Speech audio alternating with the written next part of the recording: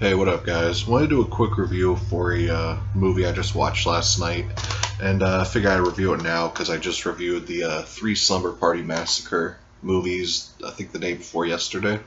And this is Sorority House Massacre, put out in 1986, and this came out before Slumber Party Massacre 2, and this was produced by Roger Corman also, and it's directed by a female director, so it's kind of almost like pretty much like a same thing as Slumber Party Massacre, because Roger Corman had put this into production solely based because Slumber Party Massacre 1 did so good.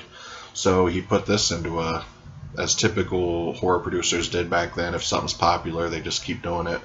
But I'm thankful for that case because I actually like this better than all three of the Slumber Party Massacres. It starts off this girl, I can't remember her name off rip, Beth. Beth. She basically starts hearing, or she starts having these visions of this killer in this sorority house that she's staying in, and that's as she's having all these visions, and it almost feels like a Nightmare on Elm Street kind of, because there's even like little girls kind of in the dreams talking to her, and it just has a Freddy-like feel to it, the way this killer kind of interacts with her in the dreams. And all the sorority sisters are kind of getting pissed off because she keeps having all these dreams, waking them up, freaking out.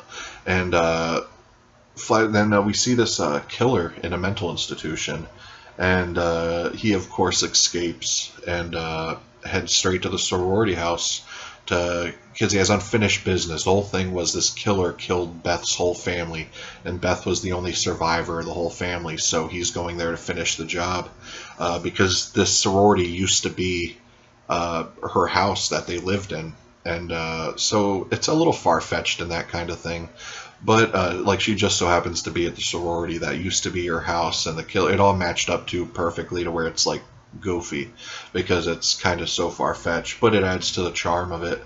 It has almost like the same kind of thing as Slumber Party Massacre. There's just a long kind of setup, and then at the end there's the big massacre. But like I said, I like this one more than the Slumber Party Massacres. I just like the killer in it. Everything was taken like dead seriously. It's not campy like the Slumber Party Massacres, even though it has a far-fetched setup.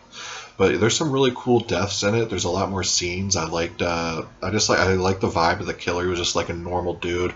And when they show pictures of him, he looks crazy and all that. When they're there's like a Dr. Loomis type character that's saying, oh, he escaped and all that. And he pretty much kills all these people. And that's the general setup of the movie. I mean, there's not really much to say as far as plots for these goes, because like I said, it's just a massacre movie pretty much. But, it's an hour and 15 minutes just like the Slumber Party Massacres. So, this could pretty much be considered a sequel, pretty much. It's done by Concord, just like the Slumber Party Massacres. Or, I don't know if these were done by Concord, actually. I feel like they were. I don't know. I think those were done by Concord, but this one is. And I just had a really fun time with it. Now, as far as the Blu-ray picture goes, the daytime scenes and, like, the clothes and the 80s colors really pop, but some of the nighttime scenes look a little murky, a little hazy, but it obviously looks a lot better than a VHS or DVD would look. And I think the DVD to this is way out of print, so I think this is the only way you can get it now.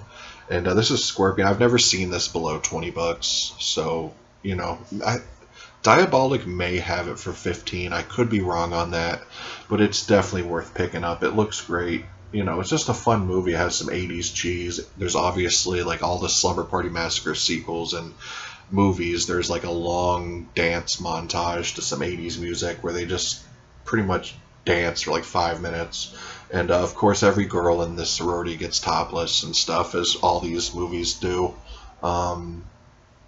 Yeah, there's not much more I could say about it. I had a blast with it. Now, as far as special features go, it's got a brand new widescreen transfer. I guess this is the first time this has been on widescreen. On-camera interview with producer Roger Corman, and an interview with two of the actresses, and an original trailer. So, I mean, not loaded, but Scorpion did a good job with it. It's definitely worth picking up if you're a fan of slashers, for sure. But yeah, there's a lot of Halloween ripoff scenes in this too. Like, this could be a good double feature with Offerings, which I reviewed a few days ago, because this has a lot of Halloween ripoff scenes, like blatant ripoffs.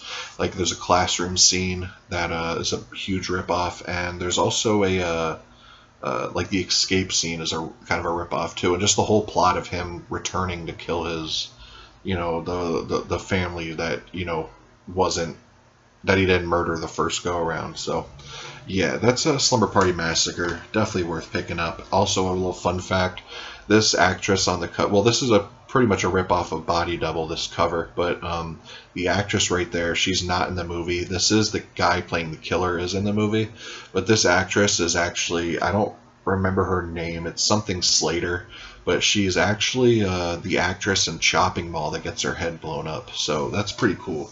But yeah, Sorority House Massacre.